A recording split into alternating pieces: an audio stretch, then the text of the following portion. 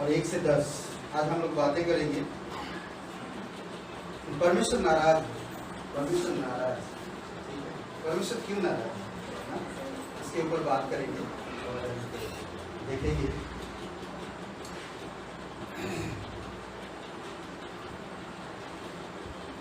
Okay, आइए प्रार्थना करते हैं। कोई एक जन पढ़िएगा 1 से 10 तक।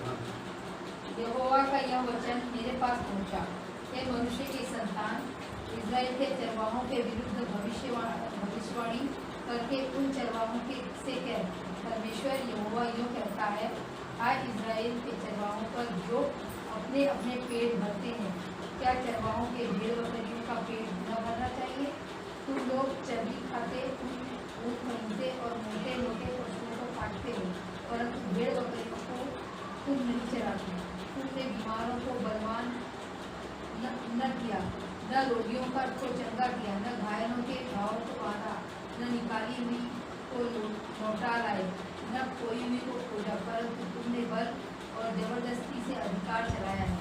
वे चरवाहे के न होने के कारण इधर उधर हुई और सब वस्तुओं का आहार हो गई। मेरी भेड़ बकरियों इधर उधर हुई है, वे सारे पहाड़ों और ऊंचे ऊंचे टीलों पर भटकती थी। मेरी भेड़ बकरियाँ सारी पृथ्वी के ऊपर इधर उधर हुई हैं, और न तो कोई उनकी ढूंढता था, न कोई उनको ढूंढता था। इस कारण ये चरवाहों, यहोवा का वचन सुनो। परमेश्वर यहोवा का यह वाणी है, मेरे जीवन की सौगंध, मेरी भेड़ बकरियों को जो लूट गई और मेरी भेड़ बकरियाँ जो चरवाहे के न होने के कारण सब वन पशुओं का आहार हो गई, और इसलिए कि मेरे चरवाहों में मेरी भेड़ बकरियों भी नहीं हुई, और मेरी भेड़ बकरियों का पेट नहीं अपना पेट भरा। इस कारण ये चरवाहों, यहोवा का वचन सुनो। परमेश्वर यूं कहता है, देखो मैं चरवाहों के विरुद्ध हूँ, और मैं उनसे अपनी भेड़ बकरियों का लेखा दूंगा, और उनको फिर उन्हें चराने न दूंगा। वे फिर अपना पेट भरने न पाएंगे। मैं अपनी भेड़ बकरियाँ अपने मुँह से छुड़ाऊंगा कि आगे तो वे उनका आहार न हो। पिता परमेश्वर प्रभु यीशु मसीह धन्यवाद देते हैं, आपकी स्तुति महिमा करते हैं। प्रभु तू सच्चा है, दयालु और कृपालु परमेश्वर है, अनादिकाल से अनंत काल तक एक सा रहने वाला परमेश्वर। धन्यवाद देते इस दिन को, इस समय को, प्रत्येक भाई बहन को धन्यवाद देते पूरे परिवारों के लिए, और धन्यवाद आपकी अद्भुत प्रेम के लिए और महान प्रेम के लिए। धन्यवाद आपकी तेज महिमा के लिए। धन्यवाद देते पिता आपके वचनों के लिए। सारे संसार को जो बनाया, सारे कायनात को जो संभालता है, समुद्र की सीमा ठहराया है, तो हम धन्यवाद देते हैं। हर एक वस्तु को तूने बनाया, धन्यवाद। हमारे हृदय से, हमारे मनों से बात करें आपकी अनुग्रह से, और प्रभु तेरे अनुग्रह के सिंहासन से, तेरे अनुग्रह के शब्दों से हमें भर दिया। धन्यवाद देते हैं, यीशु नासरी के नाम से मांगते हैं, आमीन। ओके, परमेश्वर नाराज, परमेश्वर से हम लोग पिता कहकर पुकारते हैं। अगर पिता नाराज है, आज हम देखते हैं हमारे संसार में, हमारे आसपास में, आप लोग कितने लोग पिता हैं? 1 2 3 4, इतनी सब माताएं हैं, कुछ माताएं। ओके, तो क्या कभी आप नाराज हैं अपने बच्चों से? नाराज हुई? माताएं नाराज हुई? पिताएं नाराज हुई?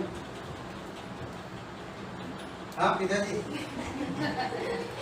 नाराज हो। हर कोई अपने बच्चों से नाराज होता, अपने लोगों से नाराज होता, हर कोई। तो परमेश्वर भी नाराज होता। क्या परमेश्वर अपने लोगों से नाराज हो सकता है? क्या लगता है? हो सकता है नाराज? हो सकता है, करेक्ट, हो सकता है नाराज, हो सकता है। इस क्यों नाराज हो सकता है? सवाल आता है, क्यों नाराज करेगा? आप परमेश्वर के संतान हो, आपसे क्यों नाराज हो? जब आप बुरे थे, जब आप दुनिया में पाप में डूबे हुए थे, जब आप पापी थी, अधर्मी थी, और क्या बिछड़े हुए थे, खोए हुए थे, ऐसे समय पे वो हमें बचाने के लिए इतना महान काम कर सकता है, तो आज हम विश्वास में आए हैं, तो क्या परमेश्वर नाराज होगा? 1.25 लाख क्या अटक जाता है? नहीं, सोचिए। जी हाँ, नाराज हो सकता है। गोलू दरवाजा लेकर बाजार जा रहा है, दरवाजा ताला बंद है, दरवाजा उठा के लेकर बाजार जा रहा, और उसका मित्र उसको मिला, अरे गोलू तुम दरवाजा कहाँ लेकर जा रहा? बेचने के लिए? बोलता नहीं, ताला खुलवाने के लिए। बोलता तेरे घर में चोरी हो गया तो? अरे ताला बंद है तो कैसे चोरी हो गया?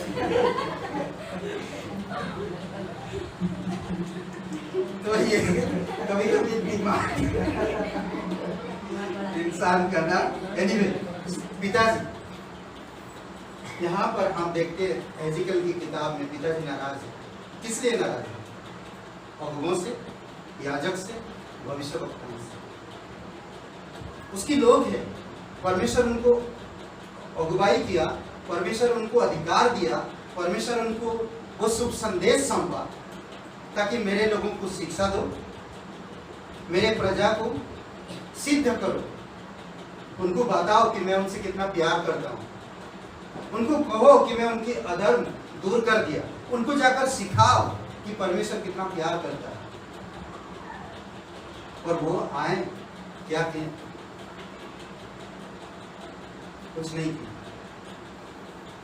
बल्कि अपनी स्वार्थ, अपनी लालसाएं, अपनी नाम कमाने के लिए सब कुछ किया, परंतु परमेश्वर की लोगों का देख रेख करना छोड़ दिया। आज बहुत से लोग हैं, अगुवा कहलाते हैं, पास्टर कहलाते हैं, लीडर कहलाते हैं, विश्वासी कहलाते हैं, पर विश्वास की जैसा जीवन नहीं जीते हैं। जब हम विश्वास की जीवन नहीं जी रहे तो पिता नाराज नहीं होएगा। आपका बच्चा, आपका बेटी, आपका बेटा आपकी बातें नहीं सुनता तो आप कितना नाराज हो जाते हैं। तो पवित्र परमेश्वर वो हमसे कितना प्यार करता है। परमेश्वर कभी नहीं चाहता कि हम बीमार में रहे, परमेश्वर कभी नहीं चाहता कि हम रोगी हो, परमेश्वर कभी नहीं चाहता कि हम खोए रहे, परमेश्वर कभी नहीं चाहता कि हम अपने में डूबे रहे, परमेश्वर कभी नहीं चाहता कि छोटी सी प्लैनेट में तुम खोए रहो। मैं तुम्हारे लिए स्वर्ग तैयार रखा, मैं तुम्हारे लिए पवित्र स्थान तैयार किया, मैं तुम्हारे लिए फिस्ट मतलब एक भोजन, क्या बोलते हैं, पार्टी तैयार करके रखा है। उसके बारे में क्यों नहीं सोच रही? पिता का प्यार बड़ा है, परमेश्वर का प्यार बड़ा है। आज अगर आप एक बिलीवर हो, आप विश्वासी की तरह जीवन जियो। यीशु मसीह ने आखिरी शब्द में क्या कहा? मत्ती का 28 अध्याय में क्या कहा? 18 से लेकर 20 वचन, स्वर्ग और पृथ्वी का सारा अधिकार मुझे दिया गया, जाओ पूरे संसार में, पूरे हर एक जाति, हर एक लोगों को जाकर मेरा सुसमाचार प्रचार करो, और जो तुम मुझसे सीखे हो तुम उनको सिखाओ, पिता पुत्र पवित्र आत्मा के नाम से बपतिस्मा दो।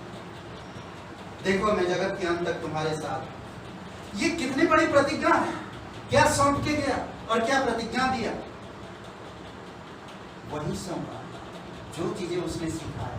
परम पिता परमेश्वर मिशन के लिए, पापियों को बचाने के लिए, खोए हुओं को लाने के लिए, निकाले गए को फिर लौटा के लाने के लिए, बीमारियों के लिए बल देने के लिए, रोगियों को ठीक करने के लिए स्वयं इस धरती पर आए। परम पिता परमेश्वर का दिल देखिए, पापियों को उनकी हालत देखा नहीं गया। यूहन्ना का 3:16 में क्या कहता है?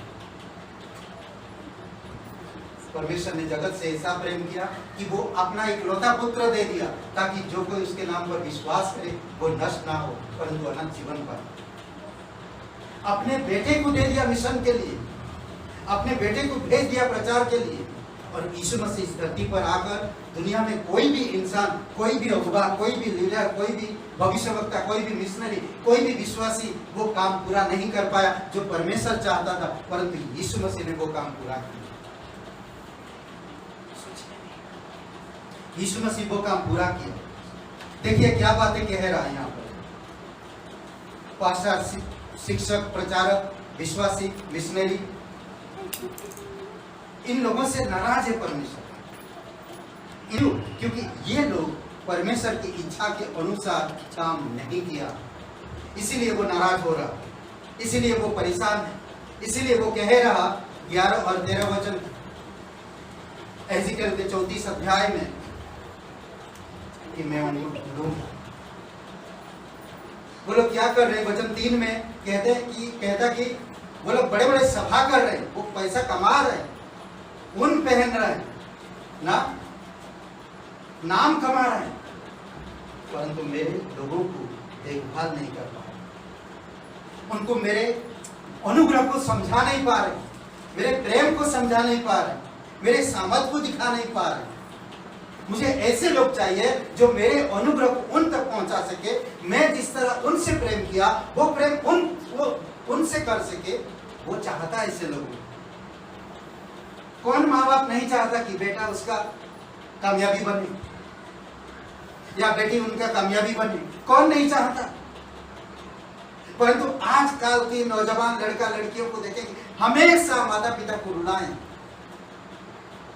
इफिसियों का 6वां अध्याय 3 वचन में कहता है, जीवित रहना है ज्यादा दिन तक, तू आशीष पाना चाहता है तो माता पिता का आदर कर। मुझे मालूम नहीं कैसे मेरे माता पिता है, मुझे माता पिता को गलत ठहराने की मुझे जरूरत नहीं। मुझे माता पिता से प्यार करना और उनकी इच्छा को पूरा करना है। मेरी माता पिता कुछ सपनाएं हैं, उनकी सपना को मुझे पूरा करना है।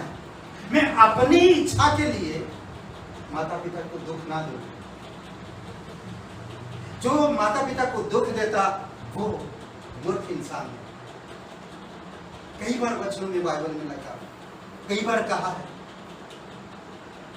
कितना तकलीफ होगा उस पिता को जो हमेशा दुखी होता, नाराज होता अपने बच्चों से। क्यों नाराज है? क्योंकि वो उनकी इच्छा, उनकी आज्ञा नहीं मानते, उनकी बातें नहीं सुनते। परमेश्वर भी वही कर रहा, भेड़ बकरियों की देखभाल नहीं कर रहा। ये भेड़ बकरी कौन है? इंसान है, मनुष्य है। अगर एजिकल की किताब आखिरी वचन में 34 अध्याय का आखिरी वचन पढ़ेंगे तो मनुष्य है, परमेश्वर का भेड़ बकरी जो मनुष्य है। आप और मैं, यीशु मसीह अच्छा चरवाहा है। पुराने नियम में भजन संहिता 23 में हम देखते हैं परमेश्वर हमारा चरवाहा है, मुझे कोई चीज की घटी नहीं है। मैं जिस पिता को परमेश्वर कहकर पुकारता वो मेरा चरवाहा है। सोचिए, एक रिश्ता परमेश्वर के साथ, एक रिश्ता। आज हम यीशु मसीह पर विश्वास करते हैं, हम परमेश्वर के पवित्र लोग हैं, हम परमेश्वर के धार्मिक लोग हैं। अगर हम उस धार्मिकता से जीवन नहीं जीते तो पिताजी नाराज होंगे। परमेश्वर की इच्छा अनुसार काम नहीं करेंगे तो पिताजी नाराज होंगे। परमेश्वर की बातें नहीं सुनेंगे तो पिताजी नाराज होंगे। कई सारी चीज सोचिए, परम पिता परमेश्वर आपकी दिल की बात, आपके मन की बात, अभी भूतकाल की, अभी की, भविष्य को वो जानता है। मैं परमेश्वर से प्यार करता हूं, मैं परमेश्वर से प्रार्थना करता हूं, मैं परमेश्वर से योजना मांगता हूं, परंतु ये माता पिता से प्यार नहीं करता, इनकी बातें नहीं सुनता, तो फिर उसकी बातें भी नहीं सुनता।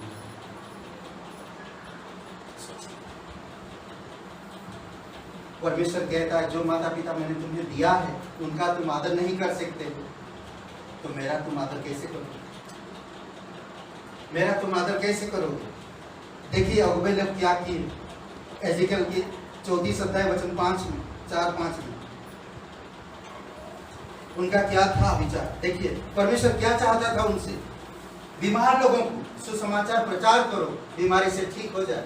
बीमार कौन है? सब कोई है। आज सब कोई पाप की बीमारी है, पाप में फंसे हुए हैं, सब कोई बीमारी है। उन तक सुसमाचार पहुंचाना, कैसे मैं सुसमाचार पहुंचाऊंगा जब मैं परमेश्वर के वचनों को सीखता नहीं हूँ, परमेश्वर के क्रूस के पास आता नहीं हूँ, परमेश्वर के अनुग्रह को समझ नहीं पाता हूँ, परमेश्वर के बारे में जानता नहीं हूँ, तो मैं कैसे सुसमाचार ले जाऊंगा? कैसे मैं उन बीमारी लोगों तक पहुंचूंगा? अगर मैं परमेश्वर का उपभोक्ता हूँ, परमेश्वर का विश्वासी हूँ, परमेश्वर पर विश्वास करता, उसका संतान हूँ, तो परमेश्वर मुझे सुसमाचार सौंपा। सोचिए, हर एक विश्वासी जो यीशु मसीह पर विश्वास करता, सुसमाचार प्रचार करने का अधिकार दिया है, हर किसी को। समझ रहे?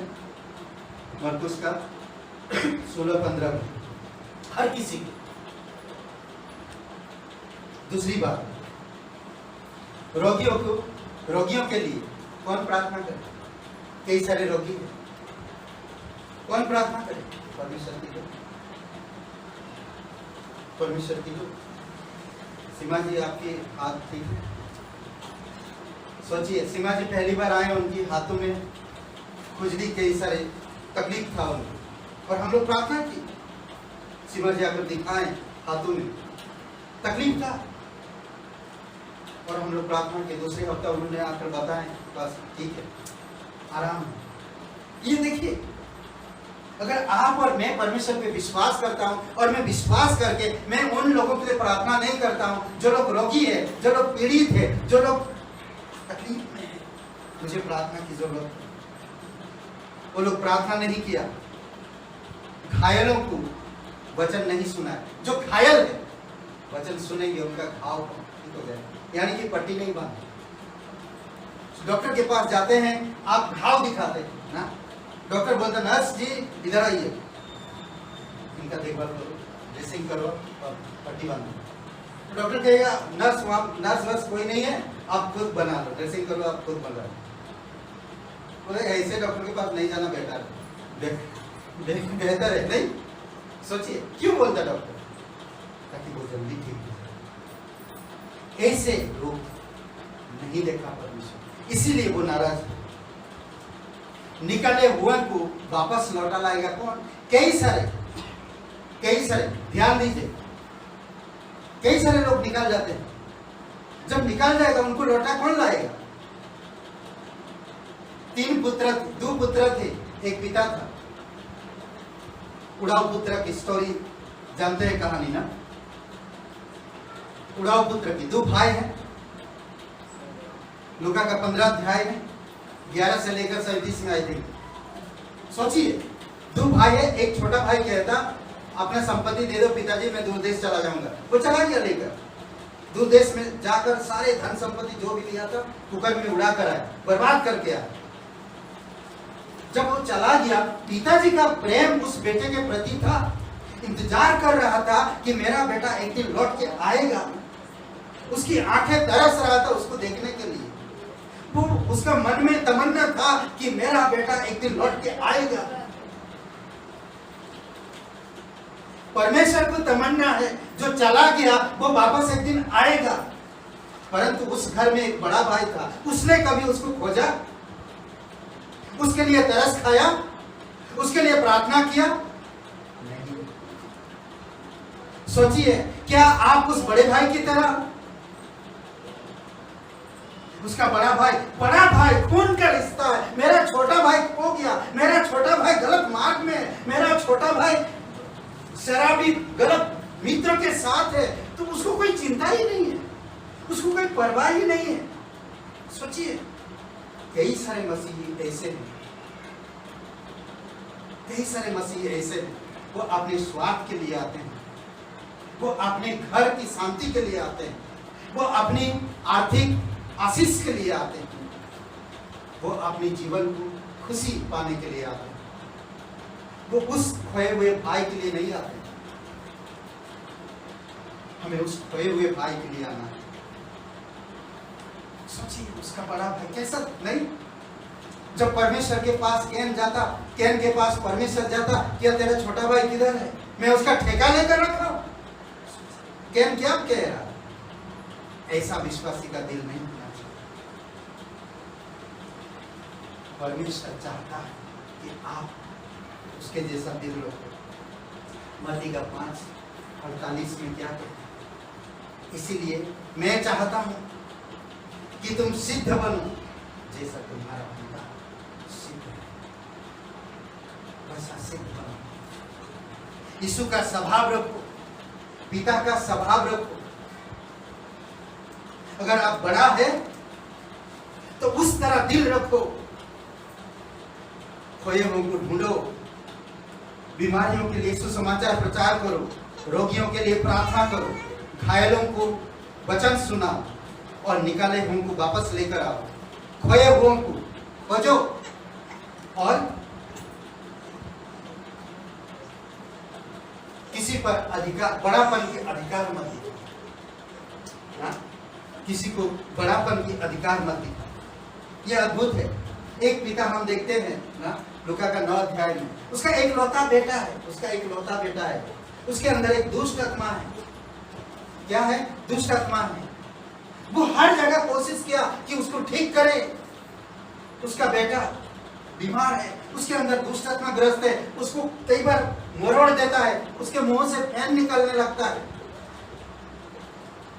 उसके लिए वो चिंतित है। उसका पिता वो कह रहा था, अरे ये बीमारी बेटा है, जाओ तुम बाहर निकलो घर से। नहीं, उसका पिता उससे प्यार करता है। उसका एक लौता बेटा, आयर की बेटी 12 साल, वो मरने पर यीशु के चरणों पर जाकर, इतना बड़ा आदमी, आराधनालय का सरदार था, आराधनालय का मुखिया था, यीशु के पास जाकर चरणों पर, उसकी घुटनों पर झुक जाता और कहता यीशु से, हे यीशु मेरे घर चल, मेरे बेटी मरने पर है। सोचिए पिता का दिल। अपने बच्चों के लिए हर एक माँ बाप अच्छा ही सोचता कि उनका बच्चे इंसान बने। तकलीफ से, कितनी परेशानियों से वो लोग उस बच्चों को पढ़ाते हैं और लिखाते हैं। कहां से वो लोगों को उनकी फीस, उनकी जरूरतें पूरा करते हैं, उनको अच्छी तरह से पता है। माँ बाप को उनको अनुभव है कि अगर मेरा बेटा या मेरा बेटी घर से निकल जाएगा और गलत दोस्तों के साथ बिगड़ जाएगा तो उसका लाइफ बर्बाद हो जाएगा। उनको पता है, इसीलिए वो डांटते कई बार, इसीलिए वो कई सारी चीजें अलाउ नहीं करते उनके जीवन में, ताकि वो अच्छे जीवन जी सके, ताकि वो आने वाले समय में अच्छे चरित्र में बढ़ सके, अच्छे गुणों में बढ़ सके, उनका नाम हो सके। माँ बाप प्रार्थना करते हैं परमेश्वर से, रोज प्रार्थना करते हैं परमेश्वर के पास। ये दुष्ट आत्मा है उसके बेटे के अंदर, वो जाकर परमेश्वर के घुटनों पर, चरणों पर पड़, प्रभु मुझ पर कृपा कर, मेरे बेटे के अंदर हमेशा बीमार रहता है, उसके अंदर दुष्ट आत्मा घुसा हुआ है, मेरा एक ही लौता बेटा है। हम एक पिता का दिल देखते हैं, एक लौता पुत्र को प्रभु के लिए दे देता। उत्पत्ति की किताब 22 अध्याय। नहीं, परम पिता परमेश्वर अपने बेटे को मिशन की, इस धरती के मिशन के लिए, पापियों का दंड अपने पर लेकर उस पर दंडित होने के लिए, जो पिता और पुत्र कभी अलग नहीं हुए, कभी नहीं अलग हुए, उस क्रूस पे देखिए पिता ने तकलीफ देखना सीखा, पुत्र की, अपने पुत्र की तकलीफ देखना सीखा, पाप की बोझ, पाप की दंड को देखना सीखा। क्रूस के ऊपर जो यीशु तड़प तड़प कर मर रहा था, प्यास के लिए, पानी के लिए, अपने किसके लिए? अपने पिता की इच्छा को पूरी करने के लिए तड़प रहा था। आज कोई माँ अपनी बेटी को या पिता अपने बेटे को कुछ कह देता तो बेटे और बेटी बातें नहीं सुनते, बातें नहीं मानते, ना तो सॉरी, ना तो कोई बात नहीं। इसमें प्रेम नहीं होगा, हमेशा कड़वाहट होगा और हमेशा परेशानी दिखाई देगा। सोचिए, यीशु मसीह कह सकता था, पिता मैं सब काम किया पर ये काम मैं नहीं कर सकता। यीशु ने क्रूस पर तड़पा, तब कह रहा, हे पिता तूने मुझे क्यों छोड़ दिया? सोचिए, तूने मुझे क्यों छोड़ दिया? कहते हैं कि परम पिता परमेश्वर पापों को देख नहीं सकता और यीशु जो पाप की दंड में जो दंडित हो रहा था, उसके कारण परमेश्वर मुंह मोड़ लिया। वजन से 22:1-2 वचन। सोचिए, जरूरी है। लूका का 8वां अध्याय, लूका का 9वां अध्याय पढ़िए।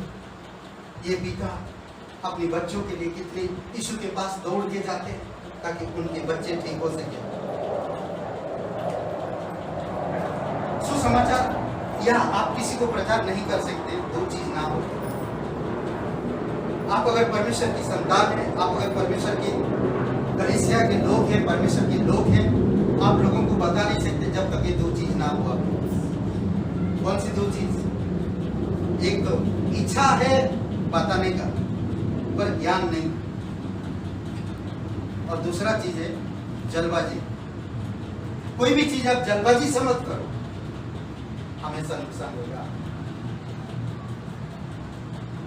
नीति वचन का 19:2 पढ़िए, जोर से कोई पढ़िए। नीति वचन का 19 अध्याय और वचन 2।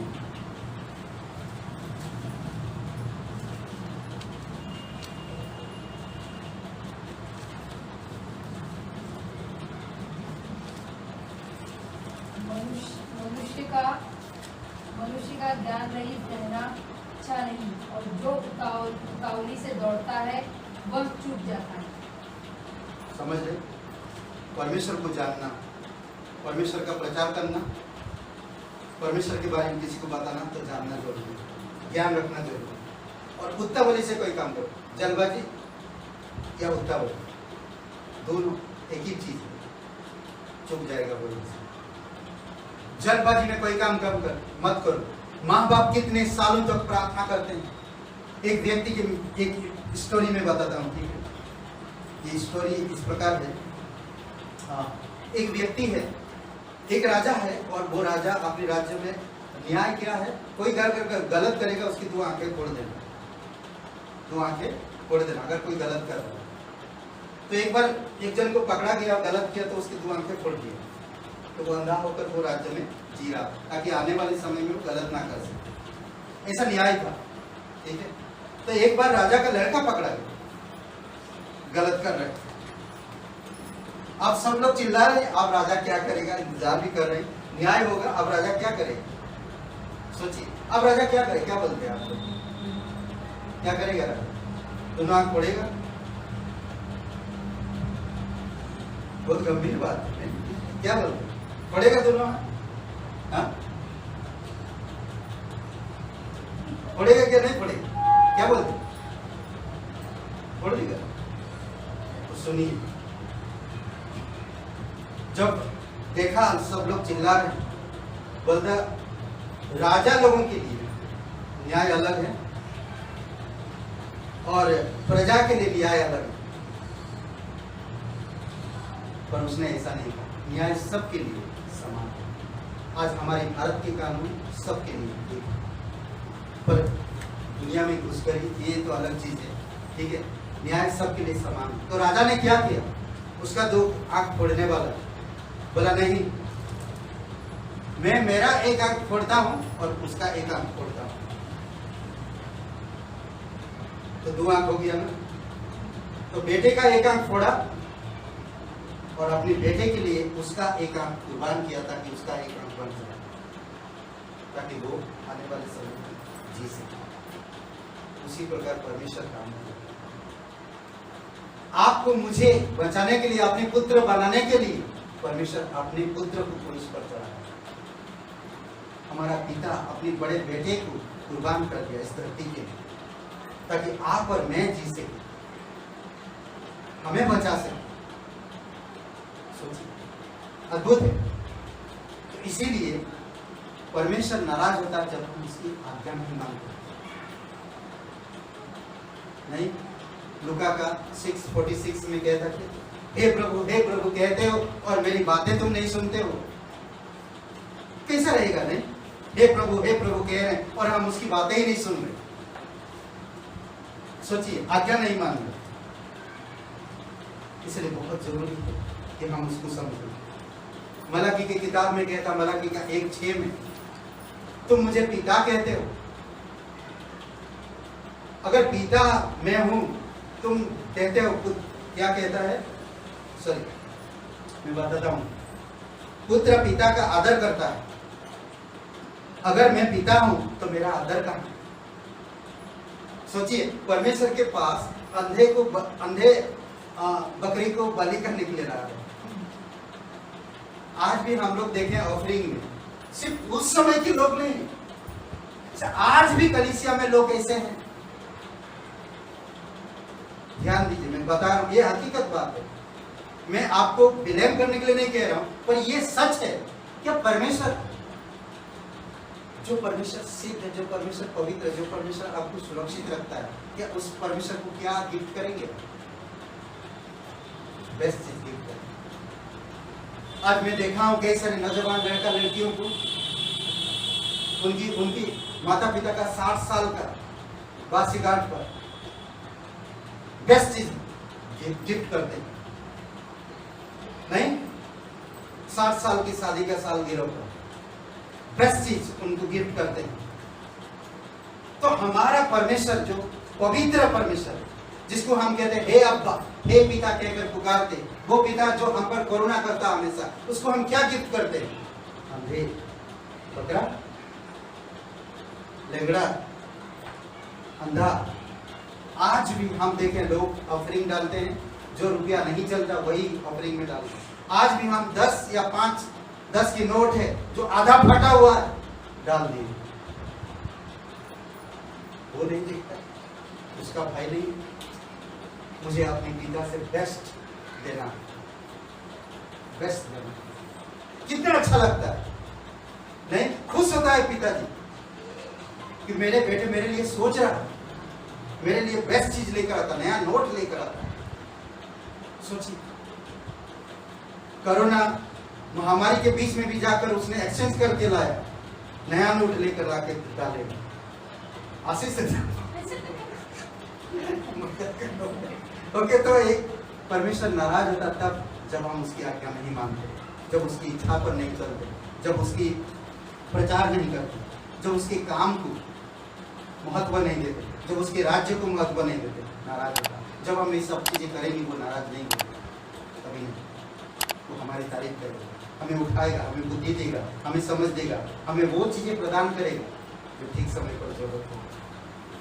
दूसरा कुरिन्थियों का 8:9 या 9 का 8, अनुग्रह बहुतायत से दे, ताकि आप ऐसे समय पर आप उसको दे सकें।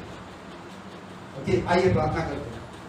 हमारे जीवित परमेश्वर, हम धन्यवाद देते, आपकी स्तुति महिमा करते। स्वर्ग और पृथ्वी बनने वाला प्रभु, दयालु और कृपालु परमेश्वर, प्रत्येक भाई बहनों को अगुवाई करो पिता। और प्रभु शमी और आशीष का जो आज जन्मदिन है पिता, आप उनको भी बुद्धि समझ के साथ अगुवाई करो, आने वाले समय में अच्छे चरित्र में, अच्छे गुणों में बढ़ सके। धन्यवाद देते जीवित और पराक्रमी परमेश्वर, स्वर्ग और पृथ्वी बनने वाला प्रभु यीशु, इस दिन के लिए धन्यवाद देते। प्रत्येक भाई बहन, प्रमिला जी धन्यवाद, शैलेंद्र जी, लक्ष्मी जी धन्यवाद देते प्रभु। प्रत्येक लोगों को आप अगुवाई करो, उनकी घर परिवार फाइनेंस प्रभु हर चीज़ में आप अगुवाई करो। धन्यवाद धनीराम जी, धन्यवाद देते।